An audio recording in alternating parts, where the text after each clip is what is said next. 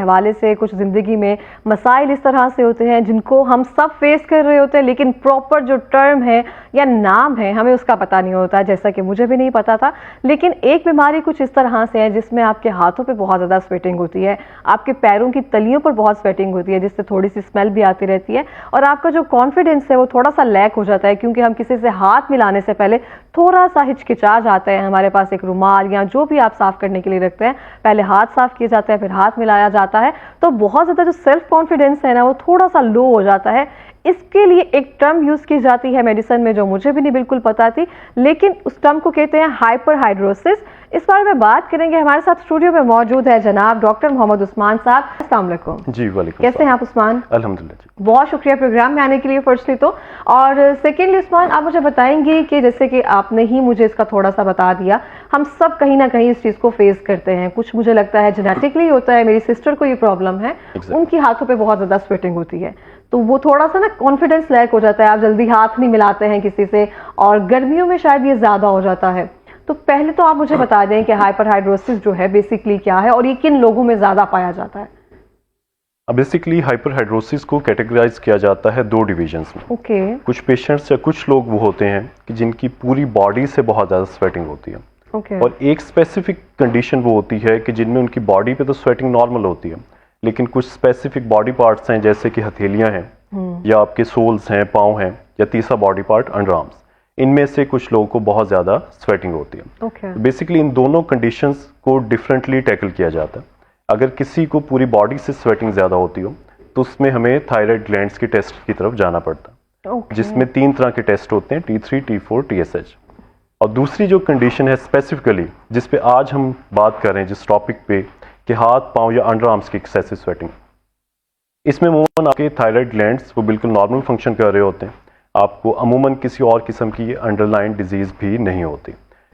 ये आम तौर पर 98 to 99% केसेस में जेनेटिक होता है। इसे आप इस तरह से कंसिडर करें कि सपोज कि अगर फैमिली में एक मेंबर को है, हो सकता है कि उनकी आगे आने वाली नस्ल में अगर उनके 2, 3, 4 बच्चे हैं, उनमें से 1 या 2 में चला जाए या सब में चला जाए, या ये भी हो सकता है कि उनमें से किसी में ना जाए लेकिन उन बच्चों के आगे जनरेशन में चला जाए। जाता जरूर है। इसके जो सर्वाइवल रेशो है, चांसेस हैं, वो बहुत ज़्यादा हैं। तो लाजमी नहीं कि सब में ये इफेक्ट शो, लेकिन किसी ना किसी में ये चलता रहता है और अमूमन ये विरासती होता है। बिल्कुल इस तरह से आपने बिल्कुल फरमाया है। मेरे वालिद साहब की एक तरह से प्रॉब्लम थी और इस दुनिया मैंने फिलहाल, लेकिन मेरी सिस्टर को आगे से ये प्रॉब्लम है, और मैंने जैसे बताया ना, तो हम इस चीज़ को फेस करते हैं, जेनेटिकली है, तो मैं इस चीज़ से अग्री करती हूँ। आप देखते हैं कि डेली लाइफ में इंसान थोड़ा सा हो जाता है ना, रिजर्व हो जाता है दूसरों से बात करने में या स्पेसिफिकली किसी से हैंडशेक करने के लिए, तो इस चीज़ को हम कोप अप कैसे कर सकते हैं? अब बेसिकली सबसे पहले तो डिस्कस कर लेते हैं कि इसका इम्पैक्ट क्या होता है। मैं आपको बताता चलूँ कि ये मसला हमारी डॉक्टर्स की टीम है जो तकरीबन 10 साल से पाकिस्तान में इस चीज़ को टैकल कर रही है। क्योंकि अमूमन तो इस चीज़ की अवेयरनेस बहुत सारे मेडिकल प्रोफेशनल्स को भी नहीं है, और अमूमन इस पे ना कोई डिस्कशन होती है, ना ही इसके ट्रीटमेंट की तरफ कोई इतना रुझान है। इसकी मेन वजह यह है कि जब हाथ और पाँव पर आपके पसीना ज़्यादा आता है, उस वजह से बज़ाहिर ये आपके लिए, सपोज आपको नहीं है, आपको या उन लोगों को जो नहीं है उनके लिए बिल्कुल नॉर्मल है। अमूमन पाकिस्तान में कहा जाता है कि बिल्कुल नॉर्मल है, आम है, बल्कि लेमैन टर्म में कहा जाता है कि यार आपके जिस्म में गर्मी ज़्यादा है, तो वो गर्मी आपके हाथ या पाँव से निकल रही है। जबकि जो हकीकतन इससे मुतासिर होता है उस पर क्या क्या इम्पैक्ट होते हैं ये वही जानता है। आप कंसिडर कर लें कि अगर उसे एक सिंपल सेलफोन ही यूज़ करना, अब वो जब यूज़ कर रहा होगा उसके हाथों पे मुसलसल स्वेटिंग होगी, उसका सेलफोन भी डैमेज होगा, उसे बार बार अपने हाथ रुमाल से खुश करना पड़ेंगे। कोई भी एक्टिविटी कर रहा होगा, कोई रिटर्न असाइनमेंट्स कर रहा होगा, अगर वो स्टूडेंट है, एग्जाम दे रहा होगा या कोई भी काम कर रहा होगा, वो 1-1, 2-2 रुमाल पकड़ेगा। और इवन कि कोई स्ट्रेसफुल कंडीशन आ जाती है ऐसे पेशेंट्स के लिए, ख़ास तौर पे कि कोई एग्ज़ाम आ गया है, जॉब इंटरव्यू आ गया, तो उस सूरत में तो ये इनका हाल मज़ीद बुरा हो जाता है कि अक्सर पेशेंट्स को या लोगों को जो इससे मुतासिर हैं, उनके ड्रॉप्स, स्वेटिंग के ड्रॉप्स ज़मीन पर गिरने लग जाते हैं। इसके बाद स्वेटिंग उन्हें स्टार्ट हो जाते हैं। इसके अलावा भी बहुत सारे उन्हें इश्यूज़ फेस करने पड़ते हैं, क्योंकि हर काम ही लाइफ में आप या तो हाथों से करते हैं, जितनी भी आपकी एक्टिविटीज़ हैं आप ऑब्वियसली आप हाथों से परफॉर्म कर रहे हैं, और दूसरे नंबर पे आपकी बहुत सारी एक्टिविटीज़ आप पाँव की बेस पे करते हैं कि आपने कहीं चलना है, जॉगिंग करनी है, एक्सरसाइज करना है, तो पाँव का भी बहुत ज़्यादा इस्तेमाल है। और अमूमन फिर क्या होता है कि इसकी वजह से लोग बंद जूते नहीं पहन पाते, स्वेटिंग की वजह से स्मेल जो है वो ऑर्डर उसकी बहुत एग्जैक्टली एक तो स्मेल बहुत ज़्यादा बढ़ जाती है, दूसरा, चूंकि मुसलसल स्वेटिंग है, आपने सॉक्स पहनी है, बंद जूते पहने हैं, तो पसीने की वजह से फंगल इन्फेक्शंस होने के चांसेस भी ऐसे लोगों में बहुत ज़्यादा बढ़ जाते हैं। तीसरे नंबर पे कंसर्न आ जाता है कि अंडर आर्म्स की एक्सेसिव स्वेटिंग, वो भी इसी कैटेगरी में रखा जाता है। अंडर आर्म्स की एक्सेसिव स्वेटिंग की वजह से एक तो आपके अंडर आर्म्स से बहुत बुरी स्मेल आती है कि इवन कि आपके इर्द गिर्द जो लोग मौजूद हों वो भी उस चीज़ से बॉदर हो रहे होते हैं, आप खुद भी इस चीज़ को फील करते हैं। ज़्यादा होता है कि आप सेल्फ स्टीम जो है वो लो हो जाती है। बिल्कुल। और ये भी होता है कि आपने जो शर्ट्स पहनी हो, कपड़े पहने हो, वो बार बार वहाँ पे स्टेन्स आ जाते हैं, दाग आ जाते हैं, वो देखने में बहुत बुरा लगता है। तो ये तो वो इम्पैक्ट हो गए। इसके अलावा ज़हनी तौर पर या सोशली तौर पे ऐसे लोग जो हैं वो इतने कॉन्फिडेंट नहीं होते, क्योंकि अगर आप किसी महफिल में जाते हैं, आप हाथ मिलाते हैं, आप एक दो दफ़ा कुछ लोगों से हाथ मिलाएंगे, लेकिन जब वो फील करता है कि आपके हाथ पे पसीना है, नेक्स्ट टाइम अवॉइड करेंगे, exactly, वो भी अवॉइड करेगा। और उसका इम्पैक्ट ये होता है कि आप अपना सेल्फ स्टीम, अपना कॉन्फिडेंस वो खो देते हैं, और नेक्स्ट टाइम आपकी जो गैदरिंग्स हो, मीटिंग्स हो, आप हत्तल इम्कान कोशिश करते हैं कि मैंने अवॉइड करूं। बिल्कुल इस तरह से ट्रूली, जैसे मैंने बताया ना कि हमारे घर में इस तरह से प्रॉब्लम मौजूद है, तो मैं उसको जरा मुझे करीब से जान सकती हूँ उन चीज़ों को। जैसे आपने कहा सेल फोन यूज़ करते हुए, यानी अक्सर इस तरह से ही करती है, फ़ोन यूज़ करने के बाद हाथ साफ किए, दोबारा से फ़ोन यूज़ करने की तरफ आ गई, तो ये एक प्रॉब्लम जो है मेजर है। आजकल मैं देख रही थी, जो आपने अंडरआर्म स्वेटिंग की बात की है, उसके लिए लोग बोटॉक्स की तरफ जा रहे हैं कि बोटॉक्स करवा लिया जाए, जो मसल है वो फ्रीज हो जाए, या जो भी आप बता सकते हैं उसको बेहतर। क्या ये लॉन्ग टेम्परेरी तो ऑब्वियसली है ना, आपको दोबारा से इसको रिपीट करवाना पड़ता है, तो कितने % जो स्वेटिंग है वो कंट्रोल हो जाती है? अंडरआर्म्स की बात करते हैं, फिर बाद में हाथ और पैरों पे आते हैं। बिल्कुल ठीक है। अच्छा, इससे देखें, बोटॉक्स इंजेक्शन ये वही इंजेक्शन हैं कि जो कि एस्थेटिक फिजिशियंस हम अप्लाई करते हैं उन लोगों के फोरहेड पे जिनके रिंकल्स पड़ते हैं, और ये बहुत एक कॉमन प्रोसीजर होता जा रहा है। एक्टर्स एक्ट्रेसेस तो पहले इस चीज़ को ले रहे थे, लेकिन अब कॉमन और जनरल हो गए ये प्रोसीजर। बोटॉक्स क्या करता है? बोटॉक्स ये करता है कि ब्रेन से जो सिग्नल्स आ रहे हैं, सपोज वो मूवमेंट के सिग्नल्स हैं, क्योंकि आप मूवमेंट कर रहे हैं तो रिंकल्स डेवलप हो रहे हैं, प्रोड्यूस हो रहे हैं, बोटॉक्स उन सिग्नल्स को ब्लॉक कर देता है। अब ब्रेन से आने वाले जितने भी सिग्नल्स हों, चाहे वो मूवमेंट के सिग्नल्स हों, चाहे वो स्वेटिंग के सिग्नल्स हो, वो कंट्रोल कर देता है। तो इसीलिए वो बोटॉक्स इंजेक्शन जब अंडर आर्म्स में अप्लाई किए जाते हैं, तो जब वो ब्रेन से आपके सिग्नल्स ही नहीं आ रहे स्वेटिंग के, तो स्वेटिंग वहाँ पर कंट्रोल हो जाती है। लेकिन एक चीज़ को हमें इसमें मद्देनज़र रखना चाहिए, वो ये कि इसका परमानेंट क्योर कोई नहीं है। या आप कह लें कि जितनी भी विरासती बीमारियां हैं, आपने देखा होगा उनका मुश्किल हल कोई नहीं होता। आप किसी ना किसी ट्रीटमेंट से उससे कंट्रोल ज़रूर कर सकते हैं, लेकिन अगर आप कहें कि मुश्किल हल, तो वो उसमें पॉसिबल नहीं होता। बोटॉक्स इंजेक्शंस अगर आप अंडर आर्म्स में लगवाते हैं तो उसकी लाइफ होती है 4 से 6 या 7 माह तक। 4, 5, 6 माह तक वो इफेक्टिव रहता है, और उसके बाद वो प्रोसेस आपको रिपीट करना पड़ता है। तो अंडर आर्म्स के लिए कितने % जो है ये कंट्रोल कर लेता है स्वेटिंग को?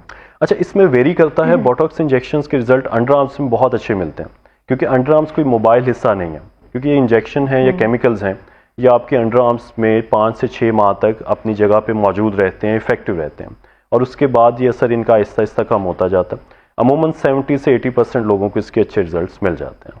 सही हो गया। तो मतलब गर्मियों में जिन लोगों को ये प्रॉब्लम है वो आराम से करवा सकते हैं, और अपने जो गर्मियों का समर सीजन होता है उसको अच्छे से निकाल सकते हैं, क्योंकि अगर कोई चीज़ या इलाज मौजूद है, टेम्परेरी ही सही, तो वो उस टाइम को थोड़ा सा आपको कोप अप करने में तो हेल्प मिल ही जाती है कहीं ना कहीं पे जाकर। अच्छा, जैसे आपने कहा जेनेटिकली जो भी बीमारी होती है उसको कोप अप करने में या उसको खत्म करने में थोड़ा सा मुश्किल हो जाता है, क्योंकि वो साथ ही चलनी होती है आपके। तो ऐसी कोई डाइट वगैरह भी हमारी ऐसी होती है जो एक्सेसिव स्वेटिंग का बायस बनती है, या जो हम चीज़ खा लें उसके बाद वो, जैसे हम कोई गार्लिक का इस्तेमाल ज़्यादा कर लें तो हमारी बॉडी में समथिंग ऑर्डर जो है वो फील होती है, या हमारे मुंह से स्मेल वो एक्चुअली फील होती है। तो इसका ताल्लुक स्वेटिंग से है कि अगर हम कुछ खा रहे हैं इस तरह से, या डाइट हैबिट जो है हमारी वो इस तरह से चल रही है, तो भी स्वेटिंग का बायस बने ये सब चीज़ें? बिल्कुल ठीक है।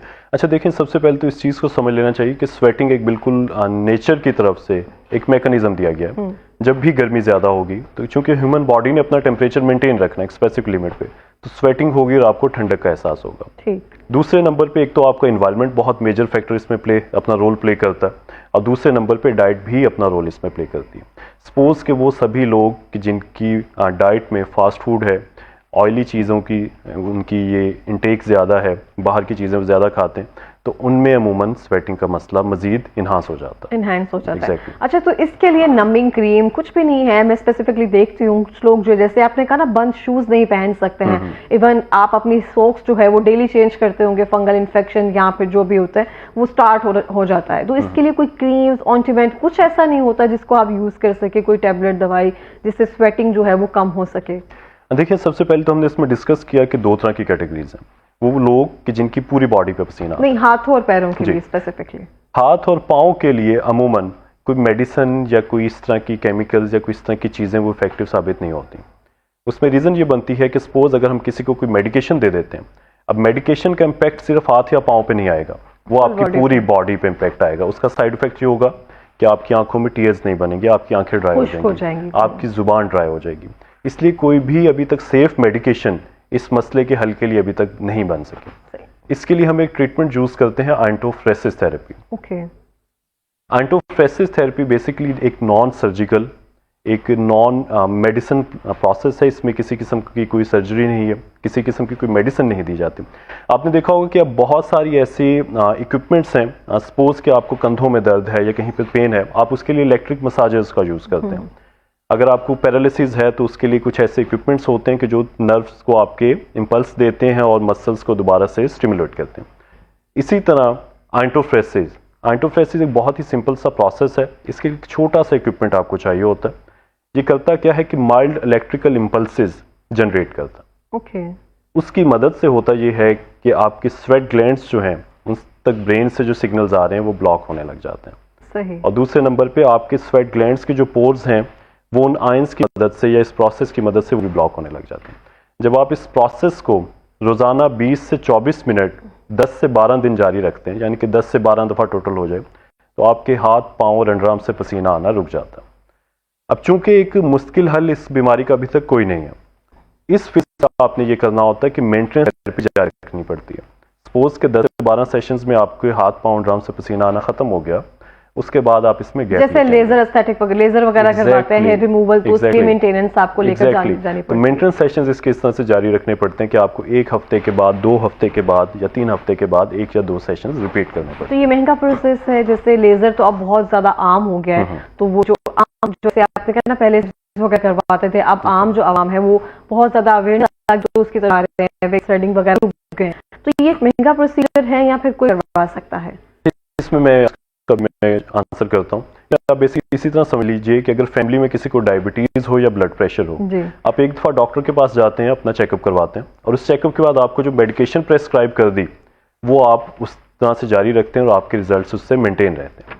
आइंटोफ्रेसिस थेरेपी भी ऐसी है कि आप एक दफ़ा डॉक्टर से चेकअप करवाएं, अदरवाइज़ आप नहीं भी करवाते, पाकिस्तान से या पाकिस्तान के बाहर भी वो पेशेंट्स के जो फील करते हैं कि हाथ, पाँव या अंडर आर्म्स, इन 3 रीजन में स्वेटिंग हमें ज़्यादा है, तो इसके लिए वो आइंटोफ्रेसिस को ऑप्ट कर सकते हैं।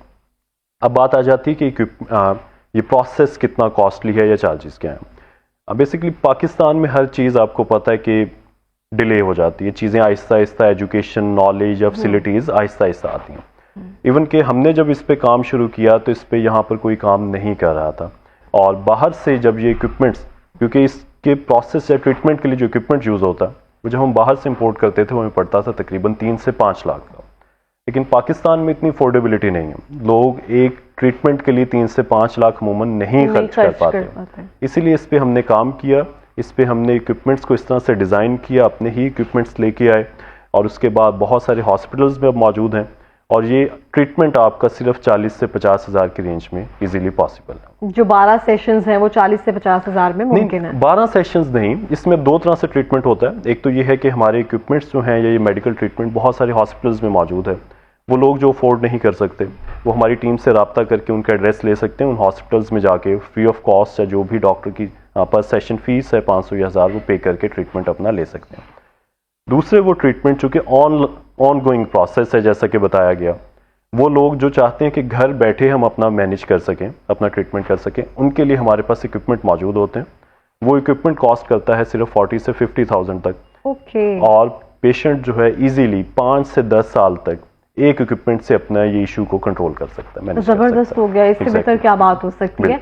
अच्छा उस्मान, अगर मुझे तकरीबन कोई 5 से 7 साल हो चले हैं, मैं एस्थेटिक क्लिनिक्स वगैरह मेरा जाना होता रहता है, बहुत रेयर है ये सेकंड टाइम शायद मैंने देखा है कि इसने ये जैसे हाइपरहाइड्रोसिस है जिस पर बात की गई हो या फिर इस पर काम किया गया हो स्पेसिफिकली ना, क्योंकि मुझे नहीं लगता कि इस पर कभी इस तरह से काम किया गया है या इस चीज को इस तरह से मेजरली सामने रखकर केटर किया गया हो। क्योंकि एक कॉमन, जैसे मैंने कहा ना, हम सब किसी ना किसी बीमारी से दो चार जरूर होते हैं डेली लाइफ में, उस चीज से गुजर जरूर रहे होते हैं, हमें समझ नहीं आ रही होती बेसिकली जाना किसके पास है, कौन से डॉक्टर के पास हमने रुजू करना है और कहाँ पे हमारा जो है ना बेहतर इलाज मुमकिन हो सकता है। तो आपको कोई ऐसा ट्रिगर पॉइंट या कोई ऐसा पेशेंट कुछ आया था जिस पर आपने ये इस पर काम करना शुरू किया rather than beauty procedures etcetera? अच्छा, इसकी एक रीज़न ये भी बनी कि मैं फ्रैंकली स्पीकिंग, मुझे याद है कि मैं भी यूनिवर्सिटी लाइफ तक अपने मेडिकल प्रोफेशन में मैं भी इस चीज़ से मुतासिर था।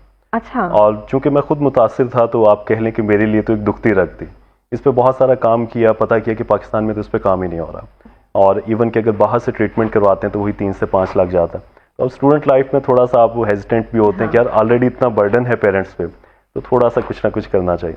तो बस एक तो वो ट्रिगर पॉइंट बना, और 2015 में जब इस पे काम शुरू किया तो सबसे पहला मैं खुद था जिसने अपने ऊपर इस चीज़ को अप्लाई किया, और अभी तक अल्हम्दुलिल्लाह आप देख सकते हैं कि मेरे हाथ खुश्क हैं। अभी भी ड्राई लग रहे हैं, ज़्यादा ड्राई लग रहे हैं आप। हाँ, एग्जैक्टली, हाँ, खुश्क हैं। अभी तकरीबन 10 साल से अपना इशू, अपना कंसर्न इससे मैनेज है।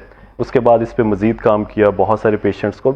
जहाँ तक आपने बात की कि कोई ऐसा ट्रिगर पॉइंट, अभी ऐसा हुआ कि 3 साल पहले एक लड़की ने हमने इससे रब्ता किया, उसने कहा कि मुझे ये मसला है और तकरीबन 1 माह के बाद मेरी शादी है, अभी मुझे ये ट्रीटमेंट करवाना। खैर वो खुद तो नहीं आ सकी, उन्हें इक्विपमेंट प्रोवाइड कर दिया गया।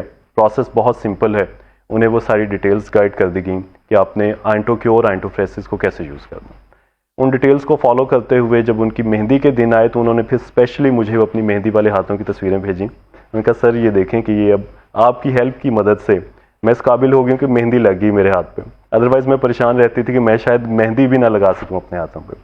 इसके अलावा बहुत सारे केसेस ऐसे आते हैं कि नादरा में फिंगरप्रिंट स्कैन नहीं हो पाते। हाँ। जब बहुत सारे लोग होते हैं कि एम्बेसी में पे फिंगरप्रिंट ही लगा सकते हैं। एग्जैक्टली, उसमें एक रीजन बन रही होती है एक्सेसिव स्वेटिंग। फिंगरप्रिंट स्कैन नहीं हो रहे नादरा में, एम्बेसी में, फ़ोन पे। दूसरी उसकी मजीद ये भी रीज़न बन जाती है कि कुछ मेडिकल कॉलेजेस या इस तरह के कॉलेजेस होते हैं, मिलिट्री के कॉलेजेस या ISSB के एग्जाम्स वगैरह, जिनमें परसू करने के लिए आपको मेडिकली फिट होना पड़ता है। तो बहुत सारे स्टूडेंट्स स्वेटिंग ज़्यादा होने की वजह से वो परसू नहीं कर पाते, रिजेक्ट हो जाते हैं। तो ऐसे भी बहुत सारे केसेस, उनके केसेस नादरा के केसेस रिजॉल्व हो जाते हैं, या ISSB में आपका इजीली एडमिशन हो जाता है जब आप इस साथ में इस ट्रीटमेंट को प्रॉपर लेके चल रहे हो। सही, मुझे बहुत खुशी हुई है लिटरली ये जानकर, क्योंकि जैसे बताया ना कि हमारे भी जेनेटिकली ये प्रॉब्लम है, तो कभी कभी खुद को भी मुझे कभी कभी फील करना पड़ता है कि हाथ में ज्यादा पेन पेपर कुछ चीज रह गई है, तो माइनर, मतलब सिस्टर की तरह नहीं है लेकिन माइनर वो चीज फील जरूर होती है। और जिस तरह से आपने कहा ना मेहंदी लगाना, वाकई उसके लिए यानी के लिए बहुत मुश्किल और टफ टास्क होता है कभी कभी इस चीज को फेस करना। और I am literally very happy कि जो भी सिस्टर थी उनको ये इस चीज से रिलीफ मिला है, और आपके तवस्सुत से जिस तरह से आप कर रहे हैं बहुत सारे लोग जो हैं इससे जान छुड़वा सकेंगे। अच्छा, जो आपको इक्विपमेंट आप जो प्रोवाइड कर रहे हैं उसको हम सेफली घर पर यूज कर सकते हैं? उसमें ऐसे कोई लेजर है या फिर क्या चीज है, जिस उसके बारे में थोड़ा सा एक्सप्लेन करेंगे? बिल्कुल ठीक है।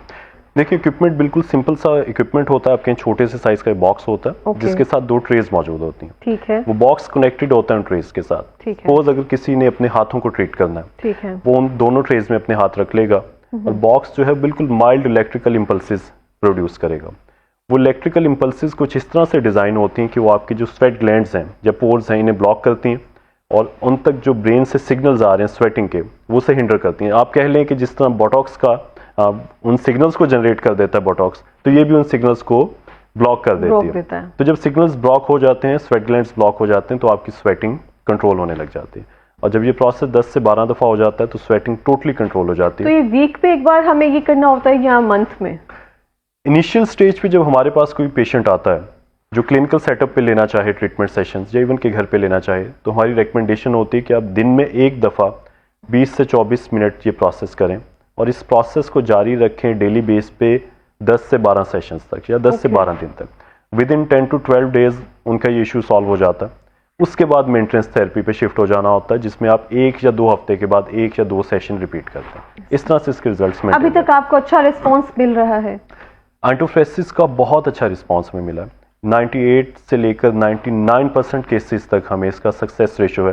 और यही इसकी एक मोटिवेशन की बात बनी कि हम इसे मजीद परसू करें, इस ट्रीटमेंट को पाकिस्तान में लेके चलें, और इवन के हमारे बहुत सारे डॉक्टर्स जो हैं अपने हॉस्पिटल्स में जो यूज़ कर रहे हैं। अभी रिसेंटली हमें खुद भी नहीं पता था, हमने इक्विपमेंट दिया था शेख ज़ैद हॉस्पिटल रहीम यार खान में। प्रोफेसर डॉक्टर खुरम शहजाद हैं वहाँ पर, उनकी जो रिसेंट बुक आई है उसका 4th एडिशन है 2x इन डर्माटोलॉजी। इवन कि वो इस कदर सेटिस्फाई हैं कि उन्होंने इसमें ये डिटेल्स अपनी उस बुक में भी मेंशन की हैं कि आप हाइपरहाइड्रोसिस के लिए या पसीने के लिए आंटोक्योर आंटोफ्रेसिस को यूज़ करें और इसका ये ट्रीटमेंट मेथड है, पेशेंट्स को यूज़ कराएं और इससे जो है आप सेटिस्फैक्ट्री रिस्पॉन्स ले सकते हैं। सही, तो ये आपने मशीन सोर्स कहाँ से की है? बेसिकली मशीन सोर्स अगर बाहर से मंगवाते हैं तो उसकी कॉस्ट पड़ जाती है 3 से 5 लाख तक। ओके। हमारा क्राइटेरिया ये है कि हम बाहर से सिर्फ पार्ट्स मंगवा लेते हैं, सैम्पलिंग उसकी लोकल कर लेते पाकिस्तान में। ओके। सिर्फ पार्ट्स मंगवाने से टैक्सेस बहुत कम हद तक पड़ते हैं और असेंबलिंग जब इधर हो जाती है तो हमारे लिए पेशेंट्स को एक अफोर्डेबल प्राइस पे मैनेज करना, प्रोवाइड करना वो बहुत ईजी होता है। हमारे पास लास्ट मिनट है, उस्मान कोई पैगाम देना चाहेंगे? पैगाम ये देना चाहूँगा कि बहुत सारे लोग जो पसीने की वजह से अपना कॉन्फिडेंस खो बैठते हैं, जो सेल्फ इस्टीम खो बैठते हैं या इवन के एंग्जाइटी में या डिप्रेशन में चले जाते हैं, तो उनके लिए यही अच्छी खबर है कि अब उन्हें इससे परेशान होने की ज़रूरत नहीं। थोड़ी सी एफर्ट करके हमारी टीम से रब्ता करके या यूट्यूब पे हमें सर्च करके आंटोक्योर आंटोफ्रेसिस इन पाकिस्तान या हाइपरहाइड्रोसिस ट्रीटमेंट इन पाकिस्तान सर्च करके आप हम तक अप्रोच कर सकते हैं और इजीली आप अपना कॉन्फिडेंस दोबारा से रीगेन कर सकते हैं। बिल्कुल इस तरह से। बहुत शुक्रिया उस्मान प्रोग्राम में आने के लिए, इतने बेहतरीन टॉपिक पे अवेयरनेस देने के लिए और सोल्यूशन बताने के लिए। Firstly thank you so much for coming in the programme.